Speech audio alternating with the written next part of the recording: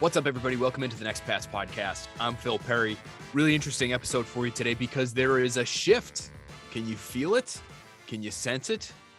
Maybe you could even smell it. I don't know. What kind of weirdos you are out there, but there is a shift happening on this Patriots defense, it appears, at least in terms of what they are willing to accept at the linebacker positions. We're getting heavy into that. We're bringing in Pro Football Focus's Diante Lee, does phenomenal work on the Too High podcast with Seth Galina, another friend of the Next Pats podcast, does great work with his writing. He did a Patriots-focused piece, a Patriots linebackers-focused piece mid-season last season, where he went into detail on how Dante Hightower, Jawan Bentley, how these guys are so big, such mauling physical presences in the middle of the Patriots defense, and how that allows everything else to work the way that it was working, at least in the middle of their winning streak mid last season. He's just so good, Diante is, at explaining to us the X's and O's of the game and why things are playing out on our televisions, on the field, the way they are as we're watching them. Great guest for us to have on today because, again, change at the linebacker position for the Patriots. And how do we even know there is change afoot, right? Well, it's happening right in front of our noses. The Patriots trade Chase Winovich for Mack Wilson from the Cleveland Browns early this week, early in the initial free agency wave. And that is sort of a shrug your shoulders type of exchange. Chase Winovich really not playing for the Patriots, healthy scratch for that playoff game in Buffalo. And when he was on the field, it was almost strictly at this point as a special teamer. So the Patriots get rid of somebody that they're really not using in exchange for somebody that the Browns really aren't using. And we'll get into Mack Wilson's skill set specifically after I've spoken to some people in Cleveland in a minute here. But Winovich out, quote unquote, linebacker on your rosters. He's really an outside linebacker. He's an edge player when he's on the field. Mack Wilson, also, quote unquote, linebacker, not an edge player. So these guys don't play the same position. Mack Wilson is a true inside linebacker, only 6'1", 233 pounds. And that's where you look at it and say, that doesn't seem like a Patriots linebacker.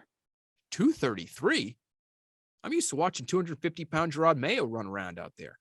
I've seen the Patriots draft 250-plus pound guys, Jamie Collins and Brandon Spikes in the second round. They were one of the few teams that actually had Jawan Bentley on their draft board a few years ago because he played at 260 coming out of college. Dante Hightower, 260 plus, drafted by the Patriots to be a bit of a hybrid between that off the ball and on the end of the line of scrimmage linebacker in their front seven. So what's a 233-pound guy doing in there? Now, the Patriots have had smaller linebackers before. Landon Roberts is probably the best, most recent example. But he was a shorter guy, and he was about 235, and he played bigger than his size. He was willing to come down and take on guards one-on-one and fly around at the second level. Does this Mack Wilson trade signal that the Patriots might be open to something different? Well, I reached out to somebody at one Patriot place, and the response that I got was essentially, yes. They're willing to get a little bit smaller at that position in order to pick up some speed. Do they still want to be physical against the run and be able to come downhill and be able to take on blocks? Yes, they would love all those things, but they also know they have to get faster. They have to get more athletic. In my opinion, the two games against Josh Allen, the second two, really opened their eyes to the fact that they can't play the same kind of style they have always played when the offenses are constructed around the AFC the way that they are, and when you have to face a great athlete like the one that the Patriots do in Josh Allen, because even if he's not necessarily scrambling 8, 9, 10 times a game, on the 3 or 4 that he does, if you don't catch him at the second level, you may not catch him, period. And the Patriots found that out. To get more athletic at the second level, absolutely critical. And so this move indicates that they're willing to sacrifice on one end of the spectrum, the size end, in order to pick up some ground on the other when it comes to athleticism. When you look at the Patriots linebacker room right now, Mack Wilson, 6'1", 233. Cam McGrone, 6'1", 235. Raekwon McMillan, 6'2", 242. Terez Hall, you want to put him in that mix, 6'1", 230, 235. These guys are all a little bit smaller, but all pretty impressive athletes, at least McMillan, McGrone, and Wilson. And I would say those are their top three guys at that position right now under contract. Dante Hightower, we know, not under contract. Juwan Bentley, not under contract. Jamie Collins, also not under contract. And Kyle Van Noy was just recently released. Another indication that they are getting away from the bigger linebacker, maybe that true hybrid that's 250, 255, can play on the end of the line of scrimmage, can play off the ball, but maybe doesn't give you quite the same explosiveness that some of these other players may. And so when we're looking at it, we know the Patriots like Raekwon McMillan. They actually signed him to an extension, ends up tearing his ACL last offseason, but he could have a role if healthy. Cam McGrone, they drafted him in the 5th round. He's coming off a knee injury. Probably would have been a round or two higher pick had he not been hurt. That's somebody that I've heard Patriots people talk about as someone with some real promise, some real potential. I've heard scouts talk about as a real explosive player, some real twitch, some real athleticism at that second level. And Mack Wilson's the same way. I want to read to you some notes that I was able to take just talking to one of his coaches in Cleveland. Really good short area quickness, explosive, physical. He takes on blocks really well. So even though he is 233, he's bringing an athletic element to the position that the Patriots maybe didn't have necessarily in abundance prior to his arrival. But he should be able to at least help them maintain the physical presence that they want at the second level. Exceptional lower body strength and explosion. He's powerful and he likes contact. He's about a 4.7 40 guy.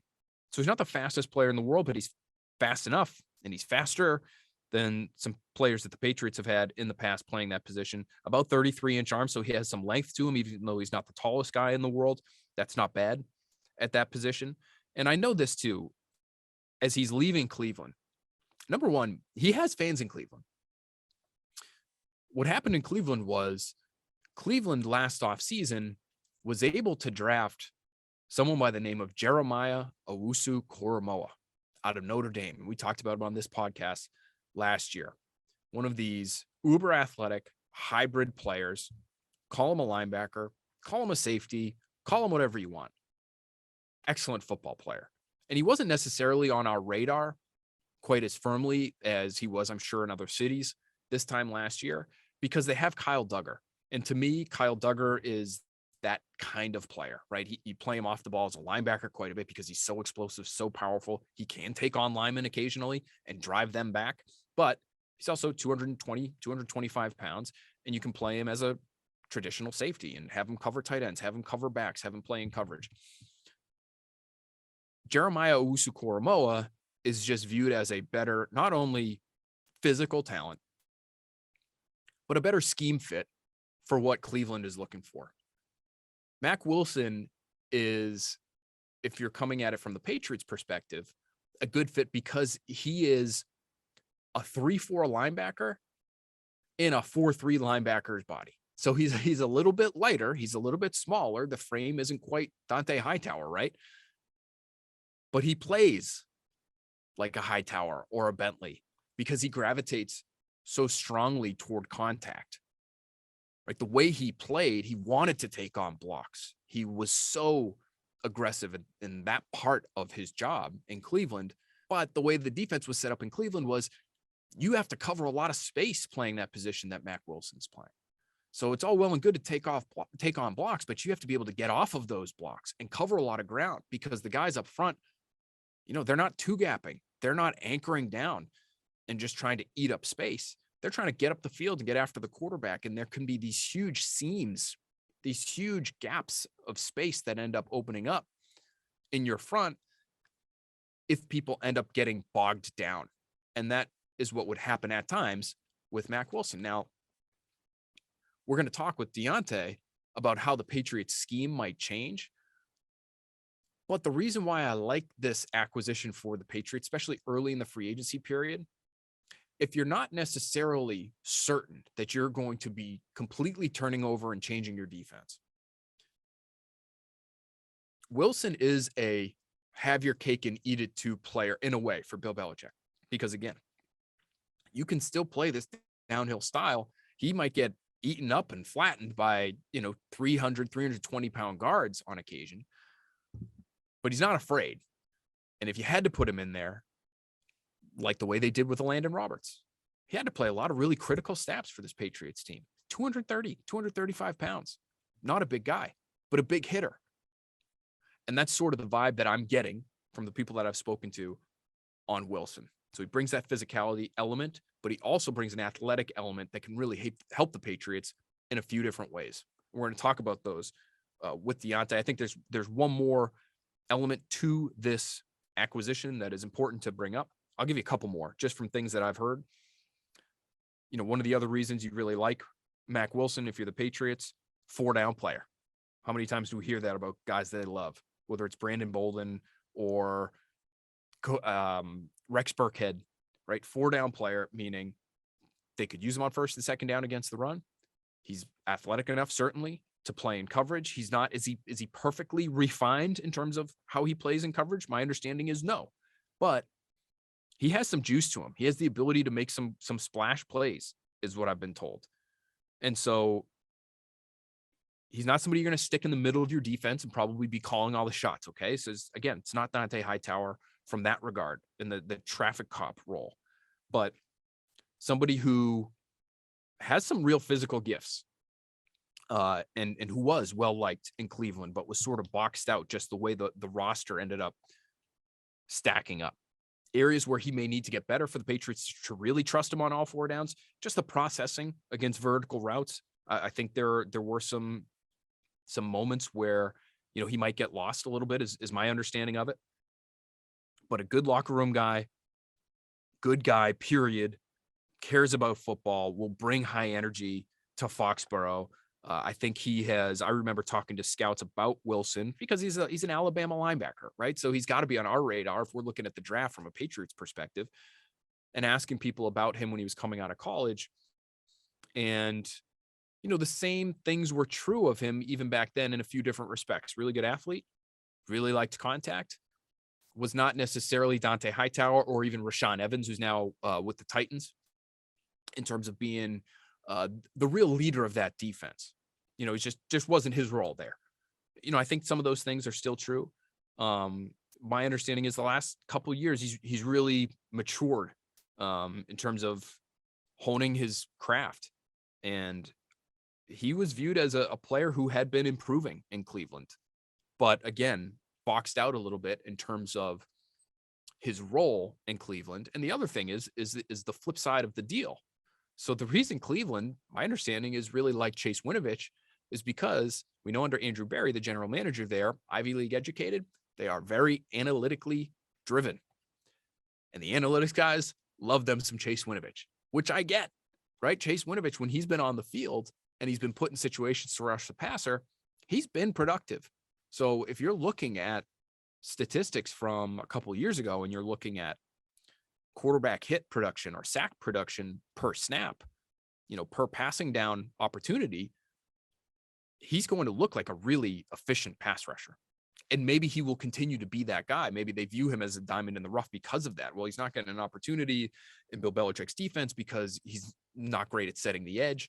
And so he's losing out on all these opportunities. But when he did get his opportunity, he produced. That's what Cleveland sees in him. So that's why, even though they did, again, they liked Mack Wilson, but they were willing to take on, or they were willing to give Mack Wilson over to the Patriots in order to get this potential diamond in the rough in Chase Winovich. So what does this mean if they are going smaller? What does it mean for the entire defense, not just for the linebacker position that really Bill Belichick has been known for since his days with the New York Giants, right? Lawrence Taylor, Pepper Johnson, Harry Carson. Like, then he gets to New England and it's Ted Johnson and it's Teddy Bruschi and Willie McGinnis and Mike Vrabel and Gerard Mayo, Dont'a Hightower, Jamie Collins. They have had studs at that position, or Bill Belichick has had studs at that position for a long, long time. And for the vast majority of the time, Those guys have been large individuals. So why is it happening? Is it because of what's coming at the Patriots from the college game? That's another thing that I've been told. The supply just isn't there in the same way it was in years past. And not a lot of 250-pound linebackers coming out of the college game. You know, when I do my prototypical Patriot series, linebacker was the last few years, it's one of the easiest ones to do for me because I could just roll down the list of weights. How much do you weigh? And if you're 235, 230, 225, some of these guys, sorry, you're out. You might be a good player, but I can't call you a prototypical Patriot because you're not. You know, so I usually was starting that thing. I even had to bend a little bit just to get a significant number of names in there. And I would hear things like, you know, the Patriots would, you know, there's a guy who's 240 and, you know, maybe that's big enough, or maybe he could, you know, add a little bit. His frame can handle a little bit more. So we get up to 245, 250 into that real prototype range. But because of the supply, because of some of the schematic changes that might be happening before our eyes that we're going to get into with Diante, I think those thresholds have to change. So my prototypical list will be a little bit different this year. You like Nakobe Dean coming out of Georgia, 229 pounds. You like Devin Lloyd coming out of Utah, another guy who's in the 230s. I'm not sure they would have made the prototypical list even 48 hours ago as we're talking about this. But after seeing that Mack Wilson trade, that leads me to a few questions that I pose to people who know. And when I hear that there's some willingness to bend, okay, then we have to be willing to bend too with some of our lists and some of the players that we're looking at, especially for this podcast and for our work on NBC Sports Boston.com, our draft work, because that's what we're trying to do, right? It's the Next Pats podcast. We're trying to figure out what the Patriots are doing next, how they're building their roster, what they value, and what this thing might look like down the road. This offseason, of course, we're looking at this 2022 season. Okay, so let's get further into how this thing might look. How does it change the scheme? If this is where the Patriots are going, if they're going to be sticking with lighter, more athletic linebackers, how does this change things for them? They obviously had bigger players around for a reason. Why was that? And if they are going lighter, how does that in the end, ultimately what we care about, right, is if the Patriots can compete. And for them to be able to compete, they have to be able to beat up on the Bills. They have to be able to hold their own against the Bills. And so we'll be talking about the impact as far as that specific matchup is concerned, but how this linebacker shift might change the front, how it might change what the Patriots can do in the secondary. Really, really interesting conversation with Diante Lee. I think you guys are going to enjoy it. So let's get right to our chat with Diante Lee, Pro Football Focus, right now.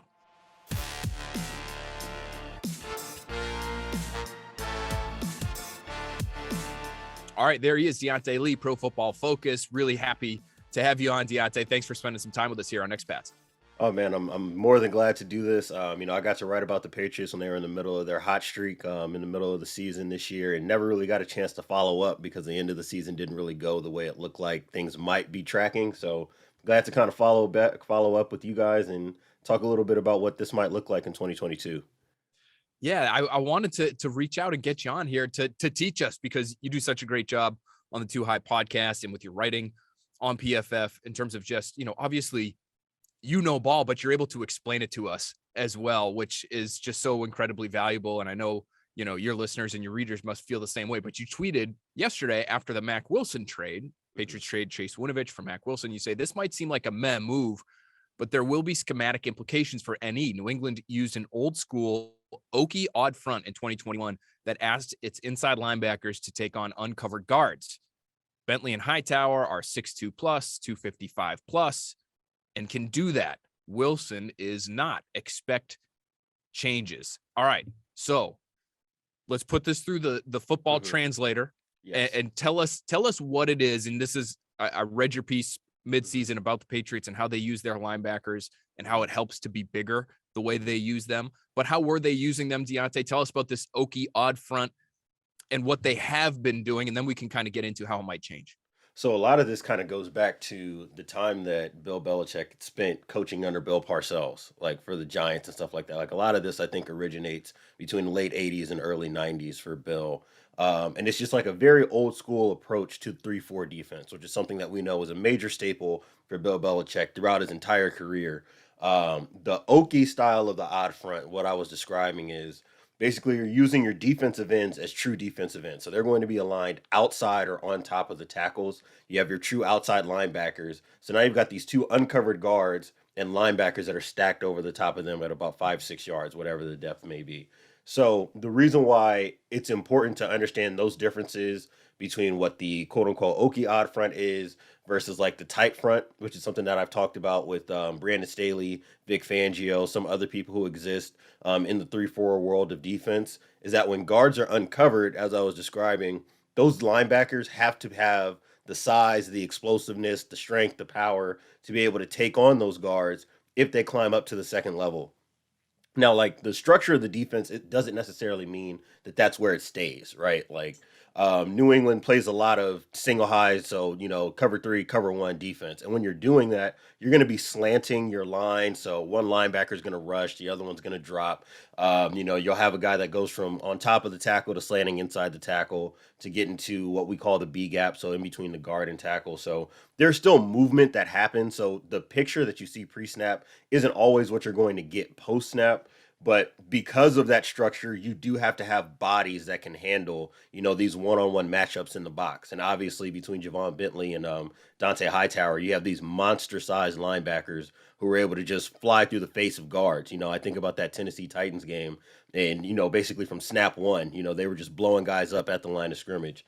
And one of the things with Wilson is that he's much more of an athletic type of prototype linebacker, right? Like, and he has his warts as a player, but one of the things that's not in his toolbox, that's not a strength of his, is just lining up over an uncovered guard and just flying down the field, headbutting the guy, and still being able to fit the run. Like that, it would be silly to ask him to do that, which is why I think that we should expect to see some changes for them schematically coming up in 2022.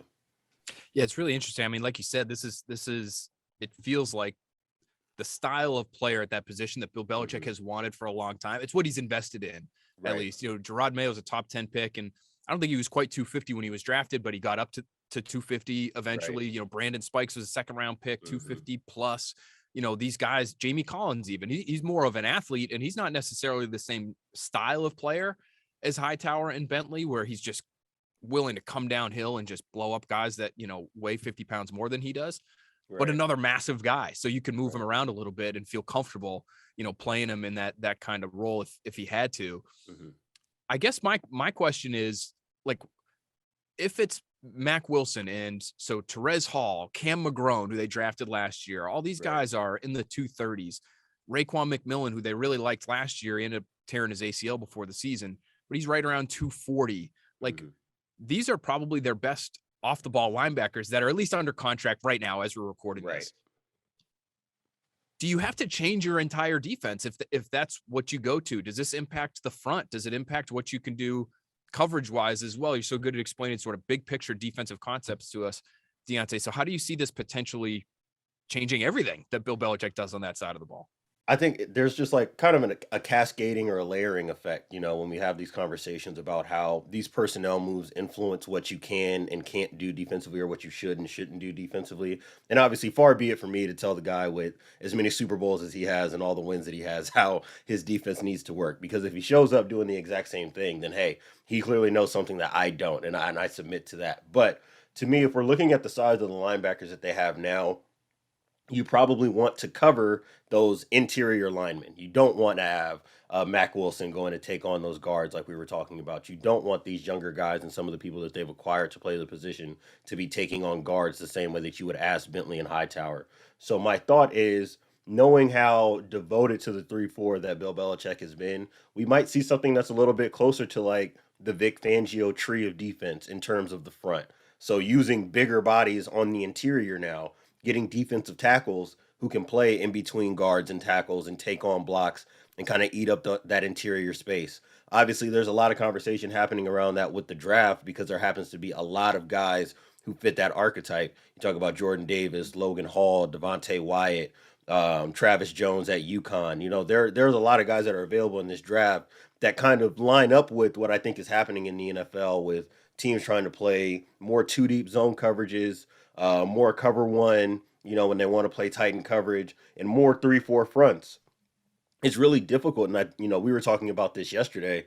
It's just difficult to find the kind of guys that Bill Belichick has liked to invest in at the linebacker position today because the people who fit that size archetype, what they do now is rush the passer. Like your 6'3", 260-pound guys that are explosive and powerful, they go line up on the edge now. And that actually used to be like a nice market inefficiency for Bill Belichick. And one of the reasons why they were able to get by without ever having to pay big money for a premier edge rusher, because if you needed to manufacture some kind of pass rush, a guy like a Jamie Collins or a Dante Hightower can line up on the edge and you create these exotic fronts, right? Where one of these guys is rushing and maybe you're feigning pressure in one direction and bringing it from the other. So now what I think that does, not only do you need those bigger bodies on the interior, now that does open a conversation of do we need to have a pure edge rush type?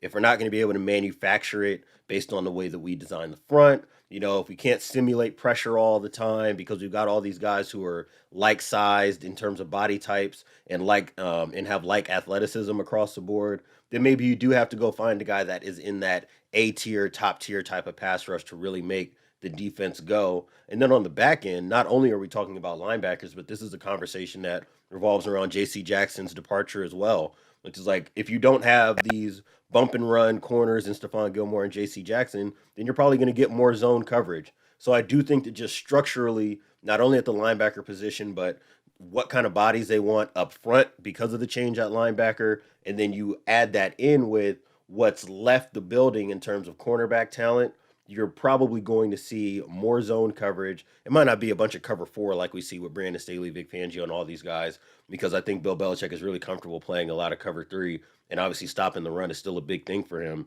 But I do expect to see a lot more zone coverage, a lot more guards being covered in the 3-4 defense, and maybe, a little bit more nickel personnel no matter what the offense is doing, which is something that we know that Bill Belichick will do based on what he believes the matchups need to be to take care of what offenses do the best. And we've seen him be pretty flexible with that, especially with guys like Adrian Phillips and Kyle Duggar. He Yes. plays those guys at the linebacker level all the time, Yes. and asks them to do things that much bigger people usually are asked to do. And I do find the transition too. So he may be transitioning away from these bigger linebackers in part because of just the supply. Like you Right. said, you're not getting these 250 plus pound guys. Now, all that being said, Diante, like come April, they'll probably draft, they'll figure out a way to Oh, trade of up and course. draft Trayvon Walker to play, at Of course. 275 pounds. They'll play him off the ball and they'll Of draft course. Leo Chanel in the second round and he's 250 and runs, Hmm. you jumps through the roof and runs some crazy 40 like in the 4.5s and Right. this will all be blown out of the water. But for right now, this Right. is a good conversation. Right. The Yeah, shift to absolutely. zone would be an interesting one too, because they've been so man heavy and it would make sense on the corner end. But as far as we're talking about with these linebackers, that would be significant too, because if they play more zone, they'd be asking the linebackers to cover more, I would guess, Yes. because when they play so much man, they've been blitzing these linebackers like crazy over the years. Right, absolutely. And that plays to the strengths of the players that they had. You probably don't want to ask Jawan Bentley and Dante Hightower to have to cover a bunch of space or always have to be responsible for tight ends and running backs, right? Like they're athletic in their own right, but their best strengths athletically are downhill, not necessarily moving laterally. Think about Mack Wilson on the way out of Alabama. Like when he was healthy, he was one of the best lateral movers in college football at the time. And I think that you still see flashes of that in his time with the Browns, though it's probably not been as consistent as he or the Browns would have liked it to be. Otherwise, he probably wouldn't be playing for the Patriots next year, anyhow. But I do think that as you transition to more zone coverage, that is why you also need guys who can move better laterally, who can cover out into the seam areas that can help, carry guys vertically. You don't necessarily have to be at the level of Fred Warner or prime Bobby Wagner in order to do the job, but you do need somebody who fits the athletic profile for all these freak 250-pound tight ends that run 4.6 40s and can run any route in the route tree. Like you do have to have linebackers that can handle that, even if you're going to be in that cover three type of scheme. So I do expect to see more of an emphasis on zone coverage. And I think that you can live in that world and be okay. Like I watched the 49ers week over week, and every time I look at their cornerbacks room, I just have the greatest bout with cognitive dissonance because I just don't believe that you should be able to be a good pass defense with some of the defensive backs that they've had, and they make it happen, week over week. And a lot of that is because their linebackers are good enough in terms of getting depth, covering out in the space that these corners get to play off and play with a bunch of depth, and keep the whole game in front of them, take away explosive plays, and I think that that's something that we can expect from them, and I think that's something that we've seen from Bill Belichick before. Like, I think about the tenure that Matt Patricia had as a defensive coordinator, or I guess as a defensive play caller, game planner, because I know that Bill kind of gets finicky about who gets what He role, got it eventually. He got it. He yeah. did get the coordinator title eventually. Right, It took him a and while one of though. the things, over that tenure was, like, New England's raw data in terms of yards allowed usually put them in the bottom half of the league, but if you look at efficiency metrics in terms of explosive plays allowed, red zone defense, third down defense, et cetera, they were always in that top tier, top 10, top 8 level defensively, and that, I think, is probably what we can expect to see out of this next iteration of Patriots defense. Yeah, the whole chicken or the egg conversation with this defense right now is interesting to me. Like, are they shifting away from big linebackers because there's no more coming through the pipeline, Mhm. or is it because they lost their corners and now they know they've got to ask their linebackers to cover more? It's probably a little bit of both. It's probably Right, a little bit of both at the end of the day. And Belichick looks at it and says, "I know I've done it one way for 4 decades or whatever, right. but if the game's changing, he's willing to adapt with it." The last thing I want to ask you, Diante, how does this, if they make this shift, and this is a permanent shift to smaller, faster, more athletic guys at the second level, Mhm. how does it help them beat Josh Allen and the Bills? I think that that's ultimately the question that they're looking to address with making some of these personnel changes. And one of the things that we saw from the best version of Josh Allen, I mean, obviously you see like end of the season and wild card game was just an incredible showing of him athletically and who he is. You know what I think he's going to continue to be as a quarterback. But you can't just have big guys out there, and you can't play man coverage all the time because a guy like that, if you turn your back on the line of scrimmage, he's going to take off and punish you. And if you're going to play zone, you need to have enough speed out on the field where as he starts to extend these plays, attack the line of scrimmage, but still be a viable passer of the football, you need these linebackers that can go track with this guy and another one be able to layer behind him in coverage and for all these crossing routes and scramble drills and things of that nature. So I do think that this is a very like one-to-one type of call and response. As Josh Allen becomes better at mastering all of his athletic traits and his ability to throw the football, the less viable it is to play bully football in this division. You do have to have a little bit more flexibility, and you get that by adding more athletes closer to the line of scrimmage. It's not always just going out and getting better corners or better safeties. You got to have guys close to the line of scrimmage, which is where the guy who has the football is going to be more times than not anyways. So you need to be able to track with players like that. And I think that players like Mack Wilson and to your point, I do think that they're going to look for another linebacker, another second level style of player who also has, that kind of lateral ability. So that way you can handle these guys who are able to scramble and throw the ball all over the football field, if they want to continue to contend in the AFC East. Diante Lee, I could listen to you for much, much longer. We've already kept you over time, but we really appreciate your time because I know I just learned a lot. I'm sure our listeners did too. So thanks so much for being with us here. Man, thank you for having me. You guys have a great one.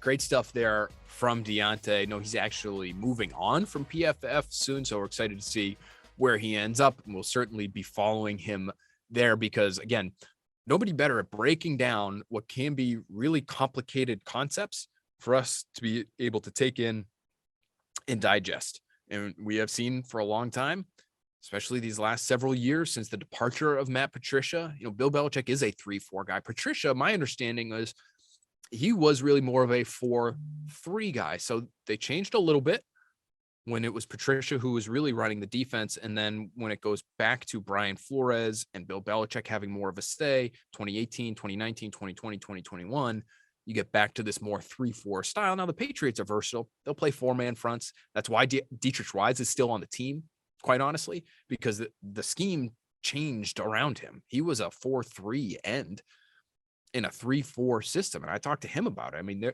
couple off seasons ago, he felt like he had to try to put on a ton of weight to try to be a more traditional 3-4 end and play more inside. And he can play some inside, but it's just not necessarily his body type to be able to hold up, but they're okay putting him out there when they want to go with these 4-man fronts. And they look like more of a traditional 4-3 team, but the way they're built really across the board, how they've put their team together is to play a 3-4 style. And I know we'll get in the comments, nobody plays base anymore anyway.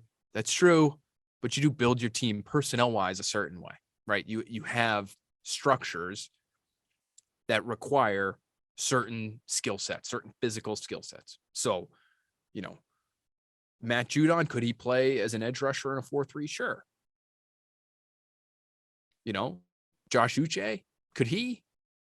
I'm not as sure. Edge is edge, but you need certain types of players for certain types of defenses. And even though the Patriots aren't frequently in their 3-4 base defense, that's the type of defense that they have built here in New England. So cool to hear Diante talk about, the benefits of those big guys, and now how things are going to change. Not just going to be able to look at the linebackers and how athletic they are and how they handle certain routes and how they handled the athleticism of Josh Allen, but might change what they're doing in terms of coverage as well. And it's all, to me, it comes back to, we talked about how it might be in part because the Patriots lost certain corners. And so, okay, they got to go get away from man. Maybe that means more zone. If you're playing more zone, you can't blitz those linebackers all the time anymore. You have to ask those guys to play in coverage. And so you're getting more athletic linebackers. I think that's part of it. But I really think it's primarily, conversations that I've had, it's primarily a supply and demand issue. It's hard to be demanding that your linebackers weigh 250 pounds when there's 3, 4, maybe coming out of the draft every year. Again, there are a couple this year. I was joking about Trayvon Walker. If you're familiar with him from Georgia, he's a defensive lineman through and through. But at 272, he ran a 4.540 at the combine and a 6.893 cone. I mean, that's wide receiver numbers at 270 plus pounds. So he ran some linebacker drills at the Georgia Pro Day, which is going on as we speak here on Wednesday afternoon, right before the start of the new league year. And so why not? If you can get that guy to play linebacker and he looks like a fit there, 272, and he can do all the things that smaller linebackers do, you got an absolute game wrecker on your hands. You might, even if you play him at defensive end, he's a special player. Probably not in the Patriots range, picking at number 21 overall. I think when you test that athletically and you're coming out of Georgia, he's going to go higher than 21. But Leo Chenal is an interesting option for the Patriots. Let's talk a couple of draft picks at least, just because this is the Next Pats podcast, and we'll talk about him more. But we've talked about him already with Mike Renner and Dane Brugler. The reason why he would be interesting is because he allows them, if they do draft him, to stay athletic at the second level, but also get bigger. So the size is almost like gravy. It's not where you start. You're not looking at the weights and picking your prospects that way as I would be. Not saying the Patriots do this, but as I would be for prototypical Patriots almost. But it's gravy. You have this guy. Okay, we want athletes at the second level. Who are the athletes in this year's draft? You have to put Chenal at or near the top of the list because of what he did. Crazy vertical, crazy broad, crazy 40. You add in the fact that the guy is 250 pounds and you could have a real freak on your hands.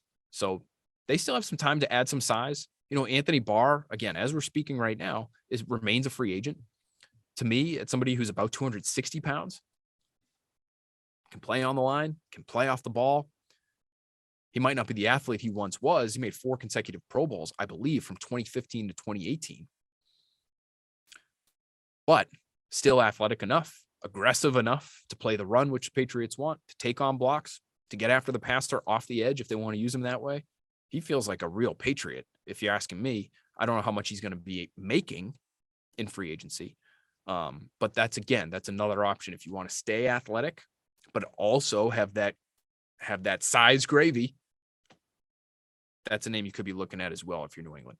All right, that's going to do it for this edition of the Next Pats podcast, diving deep on the linebacker spot. I felt like if ever there was a place to go overboard on the poundage of Patriots linebackers, because we've just talked about that position so much and what they want and why over the years, that now that it does feel like, again, as I've been told, that there is an openness to shifting on that front, the Next Pats podcast felt like the best place to discuss it. So thanks again to Diante Lee from Pro Football Focus. Thanks to you all for listening. We're going to have another episode, more of a draft-focused episode. Of course, if we get big Patriots news on the free agent front, we'll talk about it.